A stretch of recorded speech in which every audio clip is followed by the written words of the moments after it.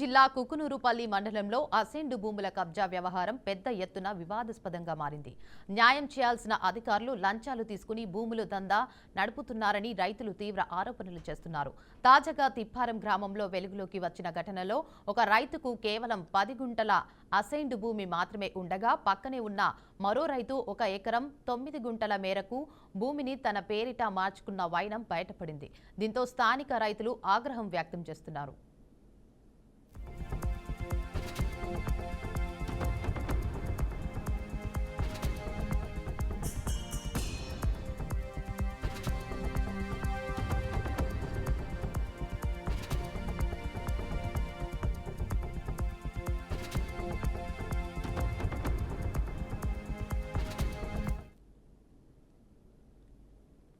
ఇక ఈ వ్యవహారంపై ఆర్ఐ సత్యనారాయణ పేరు తెరపైకి వచ్చింది. రైతులు ఆయనపై ఆరోపణలు చేస్తూ భూమి యాజమాన్యం ఎవరిదో సరైన పంచనామా చేయకుండానే ఆఫీసులో కూర్చొని లంచం తీసుకుని ప్రొసీడింగ్స్ సిద్ధం చేస్తున్నారని మండిపడుతున్నారు. ఎవరు లంచం ఇస్తే వారికే భూభారత్ రిజిస్టర్ అవుతోంది. మామూలు రైతులకు మాత్రం న్యాయం దొరకడం లేదని రైతులు ఆవేదన వ్యక్తం చేస్తున్నారు.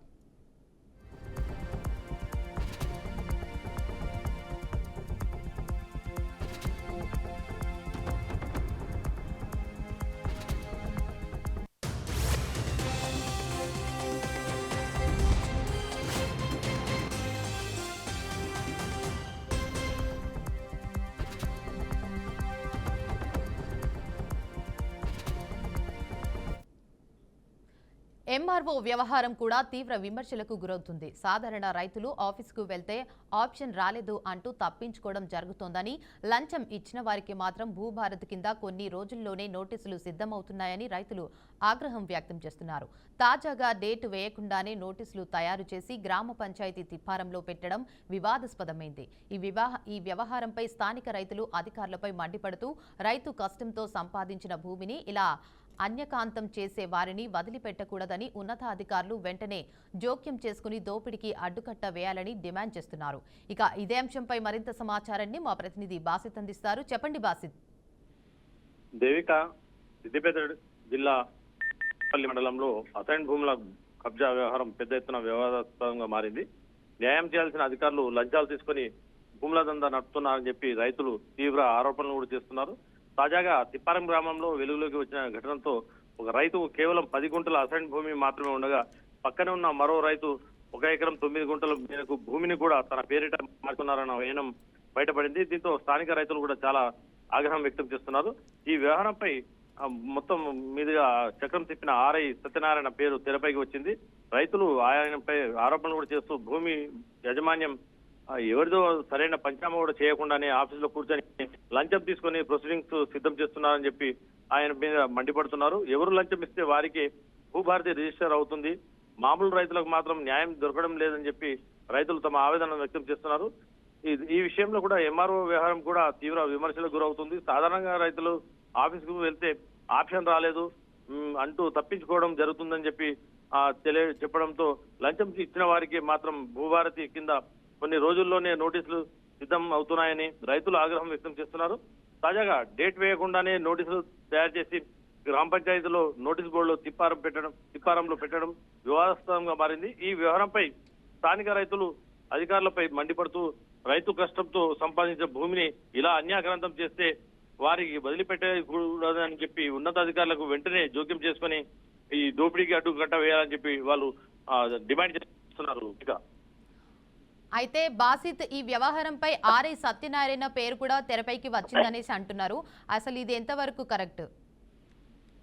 అంటే ఏదైతే ఈ భూ వివాదం ఉందో 1 ఎకరా 9 గుంటలు పక్కన ఉన్న 10 గుంటల స్థలాన్ని ఒకే పేరు మీద చేయడంతో ఆ ప్రొసీడింగ్ తో జారీ చేసిన ఈ సత్యనారాయణ పేరు ఆర్ఐ ఆయన చేతుల మీదుగానే ఆయన మొత్తం ఆ ప్రొసీడింగ్స్ మూల కారణం అని చెప్పి ఆ రైతులు తమ ఆవేదన వ్యక్తం చేస్తూ తెలపడం జరిగింది.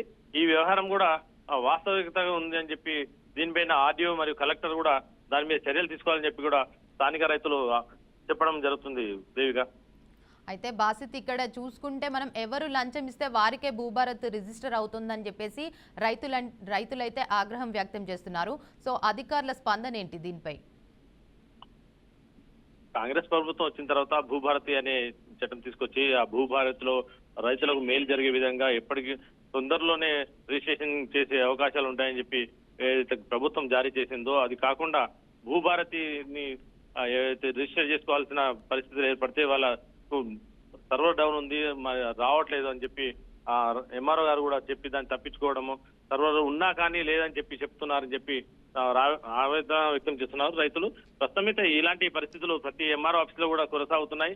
ఆ ఎంఆర్ఓ ఆఫీసులలో ఎవరైతే దగ్గర తెలిసిన వాళ్ళు ఉంటారో, అదే విధంగా ఎవరైతే వాళ్ళకు లోపాయికారి ఒప్పందాలు చేసుకొని ఉంటారో వాళ్ళకు తక్షణమే రిజిస్ట్రేషన్ చేసి వాళ్ళ భూములు రిజిస్ట్రేషన్ అవుతున్నాయి. కానీ ఎవరైతే సామాన్య రైతులు వెళ్ళి ఏదైతే రిజిస్ట్రేషన్ గురించి వెళ్తే అది ఇంకా సర్వర్ డౌన్ ఉంది, రేపు రండి ఎల్లుండి రండి అని చెప్పి చెప్తున్నారనే ఆరోపణలు కూడా వినిపిస్తున్నాయి. దేవిక, అయితే బాసిత్ ఇప్పటి వరకు ఈ వ్యవహారంలో ఎంతమంది రైతులకు నష్టం జరిగిందొచ్చు ఇప్పటి వరకు? అంటే ప్రస్తుతం అయితే వెలుగులోకి వచ్చింది, 1-2 వ్యవహారాలు బయటకు వచ్చాయి. దీని మీద అధికారులు దాని మీద లోతుగా వెళ్లి దాని మీద విచారణ చెప్తే కానీ ఈ వ్యవహారం పూర్తిగా రాదు. క్షేత్రస్థాయిలో ఏదైతే ఉన్నారో రైతులు, పేద రైతులు ఉన్నారో వాళ్ళ ఆఫీసులకు వెళ్ళడమే చాలా తక్కువ. వాళ్ళ ఆఫీసులకు వెళ్తే ఏదైనా తమకు పని ఉంటేనే వెళ్తారు కానీ ఈ వాళ్ళను వారం రోజులు 10 రోజులు తిప్పడం వల్లనే ఈ వ్యవహారం బయటకు వస్తుంది. ప్రస్తుతం అయితే చాలా మంది బాధితులు ఉన్నట్టు సమాచారం అందుతుంది. దేవిక, అయితే అధికారులే ఇట్లాంటి వ్యవహారం నడిపిస్తుంటే ఇప్పుడు రైతులకి పరిష్కారం ఎలా ఇప్పుడు వాళ్ళకి? అంటే ప్రస్తుతం అయితే దాని మీద దృష్టి సారించాల్సిన అవసరం ఎంత ఉంది. అధికారంతో పాటు కలెక్టర్ దానికి సంబంధించిన ఆజమాషి చెప్పాల్సిన అధికారులు కూడా దాని మీద దృష్టి సారించాలి. అసలు ఈ వ్యవహార శైలి ఎవరు చేస్తున్నారు, ఈ వ్యవహారానికి మూల కారణాలు ఏంది, దీంట్లో ఎంఆర్ఓ పాత్ర ఎంత ఉంది, సీనియర్ అసిస్టెంట్ల పాత్ర ఎంత ఉంటుంది, దీంట్లో ఆర్ఐ ఎలాంటి చక్రం తిప్పుతున్నారు, ఎవరెవరితో వీళ్ళు లోపాయి గారి ఒప్పందం జరుపుకుంటున్నారని చెప్పి దాని మీద చర్యలు తీసుకోవాల్సిన అవసరం ఎంతనే ఉంది. ప్రస్తుతం అయితే ఈ రెవెన్యూ డిపార్ట్మెంట్ లో గతంలో విఆర్ఓలు విఆర్ఏలు ఉన్నారని చెప్పి దాని మీద గత ప్రభుత్వం వాళ్ళని తీసేసి నేరుగా రైతులకు రిజిస్ట్రేషన్ చేసే అవకాశాలు కల్పించే విధంగా రెవెన్యూ డిపార్ట్మెంట్ రిజిస్టర్ ఆఫీస్ గా మార్చేసింది. అదే కాకుండా ప్రస్తుతం కూడా చట్టాన్ని మార్చి భూభారతి అని చెప్పి కాంగ్రెస్ ప్రభుత్వం తీసుకురావడం జరిగింది. భూభారతిలో ఎవరికి ఏ రైతుకు కూడా అన్యాయం జరగదు, నేరుగా వచ్చి రిజిస్ట్రేషన్ చేసుకోవచ్చు అని చెప్పి వాళ్ళు రిజిస్ట్రేషన్ గురించి స్లాట్ బుక్ చేసినప్పుడు వాళ్ళు చేయాల్సిన పరిస్థితి ఉంటుంది. కాకపోతే ఇందులో చట్టానికి ఉన్న కొన్ని లొసుగులు, అంటే ఆ లొసుగుల్లో ఎవరైనా పక్క వాళ్ళు దాని మీద ఆక్షేపణ జరిపితే దాన్ని ఆక్షేపణ చూపి బూచిగా చూపి వాళ్ళని రిజిస్ట్రేషన్ చేయకుండా కొంతమంది రైతులను రెవెన్యూ అధికారులు కూడా తిప్పుతున్నట్టు సమాచారం అందుతుంది. ప్రస్తుతం అయితే ఈ ధోరణిలోనే ఈ రెవెన్యూ అధికారులు ఇక్కడ జరిగిన ఈ ఘటన వెలుగులోకి రావడం జరిగింది. Devika, right, thank you for the update Basit.